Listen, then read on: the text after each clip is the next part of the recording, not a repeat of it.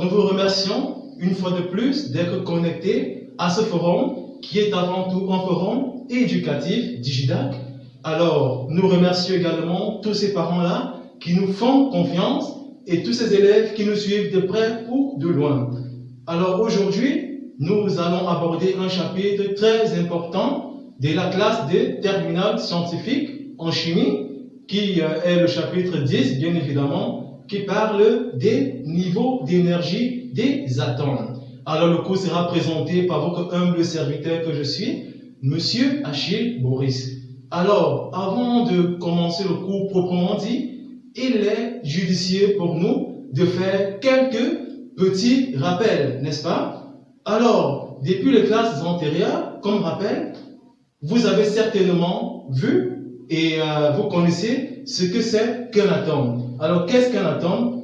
L'atome est le plus petit élément constituant de la matière. Alors là, vous avez le schéma d'un atome.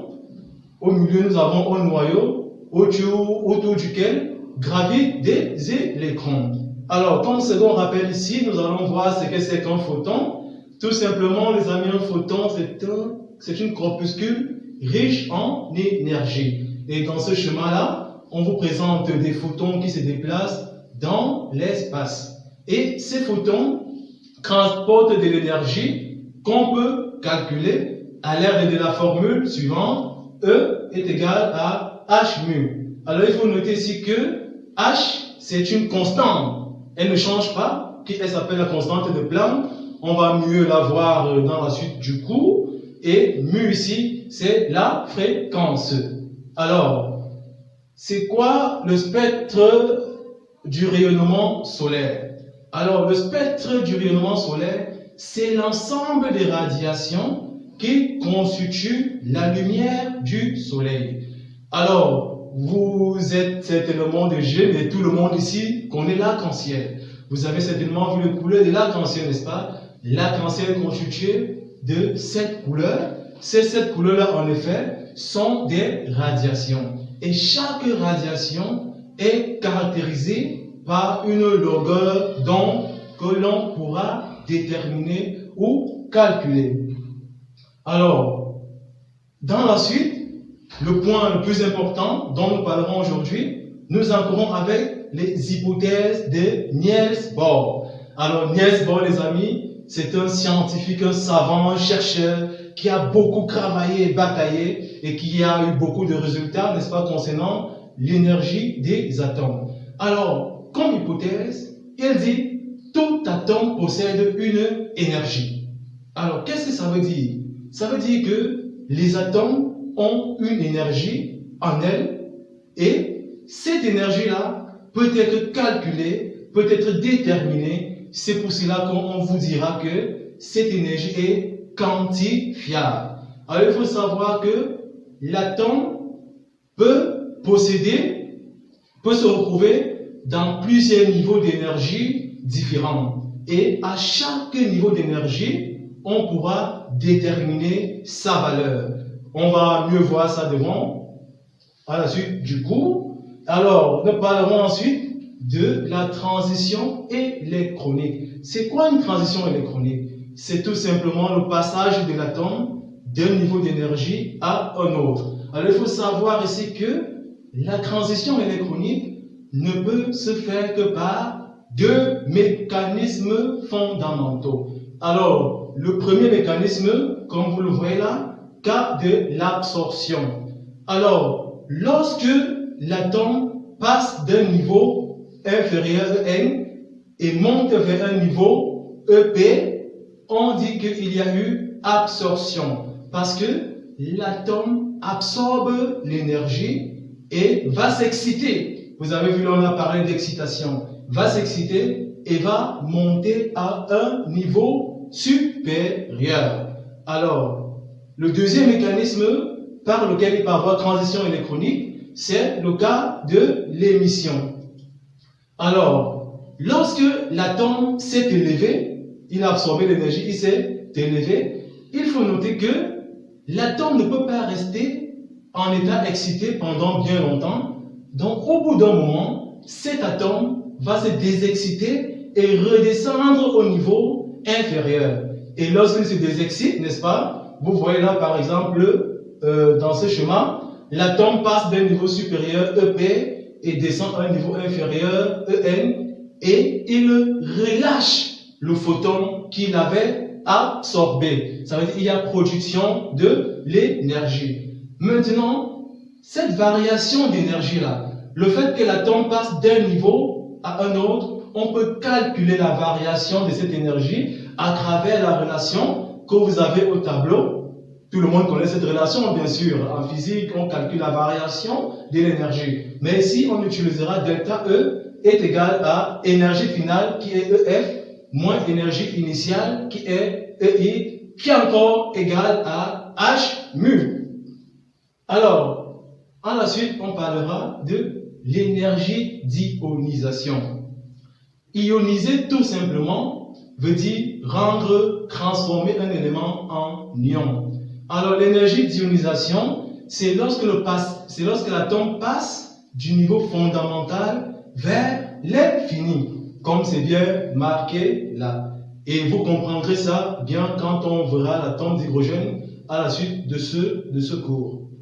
Alors, maintenant nous allons passer à ce qui intéresse proprement les élèves de terminale, parce que c'est toujours dans ce qu'on va presque vous évaluer. On va faire l'application de cela, n'est-ce pas, à l'atome d'hydrogène. Alors, beaucoup de gens m'ont souvent demandé, mais monsieur, pourquoi est-ce qu'on utilise l'atome d'hydrogène? Il faut savoir que l'atome d'hydrogène est le plus utilisé parce que il est l'élément chimique le plus simple, car il ne possède qu'un seul électron. Alors, les niveaux d'énergie de l'atome d'hydrogène. L'atome d'hydrogène, comme tous les autres atomes, bien sûr, parce que ce qui s'applique à l'atome d'hydrogène pourrait aussi s'appliquer aux autres atomes, n'est-ce pas, possède un état qu'on appelle l'état fondamental. Vous voyez, N est égal à 1, c'est-à-dire le premier niveau d'énergie. Alors, dans cet état, l'atome possède l'énergie la plus faible possible. On dit que l'atome est en son état de stabilité. Alors, tous les autres états, c'est-à-dire le niveau 2, 3, 4, seront dits des états excités. Alors, l'expression du calcul des niveaux d'énergie. Il faut savoir, les amis, on peut déterminer, n'est-ce pas, l'énergie des atomes selon à chaque niveau, que ce soit niveau 1, niveau 2, niveau 3, ou même à l'infini. Mais pour ça, on utilise la relation qui est marquée dans ce tableau, qui est En est égal à moins E0 sur N carré. Alors, pour comprendre un peu la formule, alors N ici représente le nombre quantique principal. Alors, c'est une question qui revient souvent beaucoup plus au bac, donc vous devez vraiment retenir ce point. N représente le nombre quantique principal et E0 représente l'énergie fondamentale. Et E0 de l'atome d'hydrogène uniquement, parce qu'il faut bien faire la différence, E0 de l'atome d'hydrogène est égal à 13,6 électrovolts. Alors, on peut également convertir les électrovolts en joules. À partir de la relation qui vous a été donnée ici, un électrovolt est égal à 1,6 fois 10 exposant 19 joules. Alors, pour la suite, nous allons définir c'est quoi l'énergie d'ionisation de l'atome d'hydrogène. L'énergie d'ionisation de l'atome d'hydrogène, c'est la plus petite énergie possible qu'on doit apporter à l'atome d'hydrogène pour lui arracher son électron. La définition est très simple et cet élément sera compréhensible par tout le monde. Et on pourra également déterminer cette énergie d'ionisation-là. Alors, on a dit ici qu'il y a ionisation lorsque l'atome passe du niveau fondamental vers l'infini. N'est-ce pas, les amis? Alors, c'est pourquoi ici, la variation d'énergie pour calculer l'énergie d'ionisation se fait entre le niveau 1 et le niveau de l'infini. C'est pour cela que vous avez cette formule ici, EI, qui est l'énergie d'ionisation de l'atome d'hydrogène, est égale à l'énergie au niveau de l'infini moins l'énergie au niveau 1. Or, On sait ici que E de l'infini est égal à quoi? À moins E0 sur l'infini, et tout nombre sur l'infini est égal à 0. La mathématique nous aide partout, c'est la vie. Et E1 est égal à moins E0 sur 1 au carré. Pourquoi? Parce qu'on a remplacé NE par 1, comme on se situe au niveau 1. Donc sur 1 au carré, qui est égal à moins 13,6 électrovolts. D'où l'énergie d'ionisation en appliquant la formule qui est au tableau est égale à 13,6 électrovolts. Alors, maintenant nous abordons un point qui est aussi important parce que on va parler du spectre d'émission de l'atome d'hydrogène.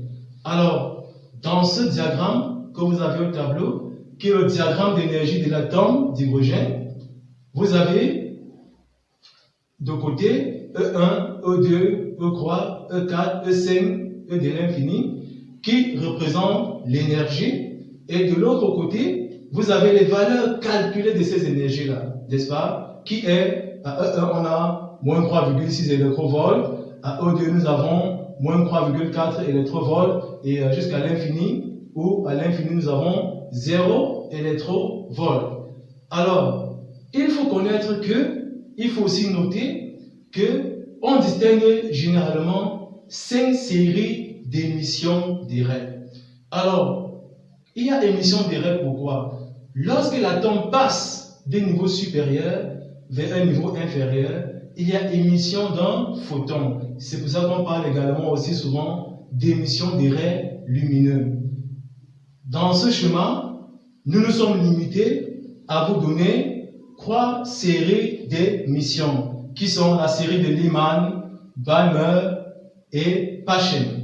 Alors, il faut noter que lorsque l'atome quitte des niveaux supérieurs et descend vers le niveau 1, ça veut dire que l'atome peut passer du niveau 2 pour le niveau 1, ou du niveau 3 pour le niveau 1, ainsi de suite. Donc, lorsque l'atome passe d'un niveau supérieur pour le niveau 1, on dit ici que nous avons affaire à une série d'émissions de Lyman. Et les radiations qui constituent cette série-là appartiennent à un domaine qu'on appelle le domaine de l'ultraviolet. Et la deuxième série d'émissions, c'est la série de Balmer.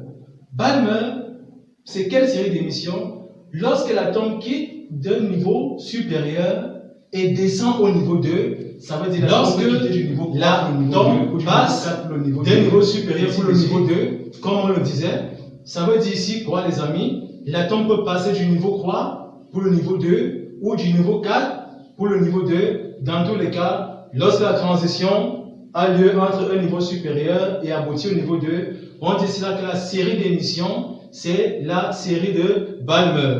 Et les raies ou encore les radiations lumineuses qui vont constituer cette série d'émissions-là appartiennent au domaine du visible. Ça veut dire qu'on peut les voir à l'œil nu. Alors, la dernière série d'émissions que nous avons développée pour vous ici, il s'agit de la série de Paschen. Maintenant, la série de Paschen, c'est quoi? C'est lorsque la transition a lieu entre un niveau supérieur et aboutit au niveau 3. Ça veut dire que l'atome peut passer du niveau 4 pour le niveau 3, du niveau 5 pour le niveau 3, ou même de l'infini pour le niveau 3. Alors dans ce cas, on dira que nous avons affaire à la série de Paschen. Et les radiations lumineuses, ou encore les raies qui constituent cette série d'émissions-là, appartiennent au domaine de l'infrarouge. Alors, pour la suite, nous allons voir généralement cette question revient souvent beaucoup dans vos épreuves, que ce soit baccalauréat ou même dans vos évaluations. On va voir comment exprimer 1 sur lambda en fonction du niveau d'énergie. Alors, comme vous le voyez là, nous avons dit soit N et P, deux niveaux d'énergie, tel que le niveau P est supérieur au niveau N. Exprimons 1 sur lambda en fonction de NP. Alors, il va falloir vous rappeler de ces relations que nous avons développées spécialement pour vous. Vous savez que, comme nous avons vu précédemment, bien sûr, delta E est égal à H mu. Or, H ici représente quoi? Une constante qui est la constante de Planck et mu représente la fréquence de la radiation. Alors, la fréquence, comme vous le voyez depuis la physique, est égale à C sur lambda. C étant bien sûr la célérité ou encore la vitesse de la lumière. Néanmoins, on va le voir dans une légende que nous avons fait spécialement pour vous. Alors maintenant, delta E, c'est la variation d'énergie qui est égale à énergie finale, donc EP, moins énergie initiale qui est EN, qui est égale à HC sur lambda. Alors lorsque on calcule l'énergie dans chaque niveau, on obtient moins E0 sur P carré, moins, qui est le moins de la formule, facteur de moins E0 sur N carré, qui est égal à H sur lambda. Et quand on continue bien sûr avec cette application-là, vous allez obtenir une relation de la sorte, moins E0 sur P carré, plus E0 sur N carré. Mais bien sûr, vous avez remarqué en bas, on a inversé. Donc, vous pouvez inverser ça et ça vous donne plutôt E0 sur N carré moins E0 sur P carré qui est égal à HC sur lambda. Et quand on continue à développer, vous voyez, nous avons E0. On peut mettre E0 en facteur et c'est ce qui nous donne E0 facteur de 1 sur N carré moins 1 sur P carré qui est égal à 1 sur lambda HEC. Et quand on continue avec cette formule-ci, nous avons bien sûr quand on tire 1 sur lambda, on obtient la relation 1 sur lambda est égal à E0 sur HC facteur de 1 sur N carré moins 1 sur P carré. Or, il y a une relation qui dit ceci. E0 sur HC est encore égal à RH, qu'on appelle la constance de Rymberg. On va le voir toujours dans la légende que nous avons fait pour vous. Alors, la relation aussi peut être 1 sur lambda, peut encore être égal à RH. On remplace E0HC par sa valeur. RH facteur de 1 sur N carré moins 1 sur P carré. Alors, nous allons vous donner la légende que nous avons préparée spécialement pour vous. Là, cette légende-là va beaucoup vous aider parce que là, on vous donne des valeurs sur des constantes qui sont généralement utilisées dans des épreuves. Alors, comme légende, là, nous avons H, comme nous l'avons dit depuis le début de cette vidéo. H représente ici une constante qu'on appelle la constante de Planck et sa valeur est égale à 6,62 fois 10 exposant moins 34 et son unité c'est le joule par seconde. Il faut dire, dans certains documents, vous allez peut-être trouver même dans des exercices 6,63, c'est la même chose. Celui qui utilise 6,62 ou 6,63, c'est exactement la même chose, c'est juste un défaut d'arrondissement. Et également, nous avons C qui représente la célérité de la lumière dans le vide ou encore la vitesse de la lumière qui est égale à 3,8 fois 10 exposant 8 mètres par seconde moins 1. Nous avons également RH dont nous venons de parler qui est la constante de Rymberg dont la valeur est égale à 6,097 fois 10 exposant moins 7 mètres moins 1. Et là, enfin, nous avons la longueur d'onde qui peut avoir deux unités, soit elle peut se noter en mètres ou elle peut se noter en nanomètres. Et pour vous, nous avons fait un petit exercice d'application très simple parce que généralement les élèves nous ont toujours dit on a du mal à calculer la longueur d'onde lors d'une variation d'énergie. Alors là, on vous dit calculer la longueur d'onde de l'atome d'hydrogène lorsqu'il passe du niveau 2 vers le niveau 1.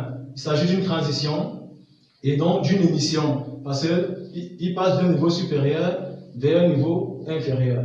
Alors, on va se servir de la relation que nous avons développée précédemment, qui est 1 sur lambda est égal à E0 sur HC facteur de 1 sur n carré moins 1 sur P au carré. Alors, dans cette relation-là, nous allons juste remplacer les niveaux d'énergie, n'est-ce pas, par leur valeur. N, N représente ici le niveau inférieur, qui est le niveau 1. Donc, on remplace N par 1, c'est ça qui nous donne 1 au carré, ça fait 1. Et P, c'est ça qui, donc on remplace P par 2, c'est ça qui nous donne P 2 au carré qui font 4. Ceci implique qu'on obtient la relation 1 sur lambda est égal à E0 sur HC facteur de 3 quarts. Et lorsqu'on développe ça, bien sûr, ça nous donne 1 sur lambda est égal à 3 E0 sur 4 HC. Alors, si vous remarquez bien, ici, on n'a pas lambda, mais nous avons plutôt l'inverse de lambda. Alors, pour trouver lambda, il faut juste renverser l'équation. Et c'est pour ça que lorsqu'on renverse cette équation, les amis, on obtient lambda est égal à 4HC sur E0. Ce qu'il est important de noter ici, c'est que lorsque vous faites ces calculs-ci, il faut toujours convertir E0 en joules. Pourquoi? Parce que H, qui est la constante de Planck, est en joules. Donc vous devez toujours convertir. Alors pour la suite, nous avons terminé cette vidéo, mais nous avons pour vous un petit exercice et pour ceux qui vont trouver, travailler et envoyez-nous votre réponse en commentaire. Alors, l'exercice c'est quoi? Un photon d'énergie 2,6 électrovolts arrive sur la Terre. Calculez sa longueur d'onde en mètres puis en nanomètres. Alors c'est un défi pour vous les amis. Nous allons voir ceux qui ont compris et également si cette vidéo vous a aidé, veuillez la partager au maximum et n'oubliez pas surtout de vous abonner et de laisser un petit commentaire. Nous vous remercions et nous vous disons rendez-vous pour le TD. Pour ceux qui sont dans le groupe ou pour ceux qui ne sont pas dans le groupe WhatsApp, veuillez nous signaler ça dans les commentaires et nous ferons parvenir le TD. Merci. La prochaine vidéo que nous publierons sera centrée sur l'orientation, le passage entre la vie d'élève et la vie professionnelle. Comment faire le bon choix, proposé par notre professeur Ekomena Paulin. Pour plus d'informations sur les documents joints au cours, TD, corrigés, veuillez consulter notre site web ici sur le lien de la description.